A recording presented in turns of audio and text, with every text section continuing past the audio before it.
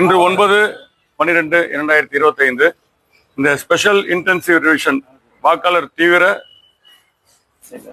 திருத்தப்பட்டியல் இன்னைக்கு ஒரு புகாரை இங்க மண்டலம் 4 ஆர்கே நகர் மற்றும் பெரம்பூர் பகுதியுடைய ரிப்போர்ட்டை கொடுத்துருக்கோம். அதாவது என்னன்னா, இந்த ஸ்பெஷல் இன்டென்சிவ் ரிவிஷனு தரமா எலக்ட்ரால்ல இருப்பிடத்தில் இருக்கக்கூடிய வாக்காளர்களை மட்டும்தான் அதுல ஏத்தணும் அப்படின்றது.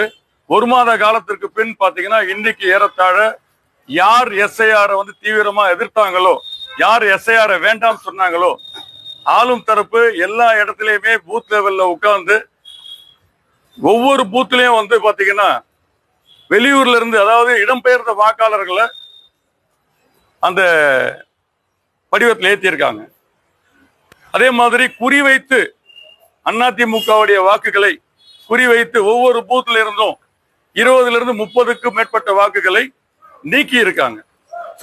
ஐடென்டிட்டியோட இன்னைக்கு நம்முடைய இஆர்ஓ எலக்ட்ரல் ஆபீசர் கிட்ட இந்த புகாரா இன்னைக்கு நம்முடைய அருமை சகோதரர் தேர்தல் பொறுப்பாளர் மூவேந்தருடன் இன்னைக்கு எங்களுடைய பொதுச் செயலாளருடைய மேலான உத்தரவுக்கு என்னங்க இந்த வாக்காளர் பட்டியலை தீவிரமா சரிபார்த்து இன்று புகார் கொடுத்திருக்கோம். ஏறத்தாழ ஆர்கே நகர் மற்றும் பெரம்பூர் பகுதியில் இன்று வரை ஒரு 5000க்கும் மேற்பட்ட வாக்காளர்களை புகார் கொடுத்திருக்கோம். இதெல்லாம் ரோல்ல இருக்கு, நீங்க கொடுத்திருக்க தரவுல இருக்கு.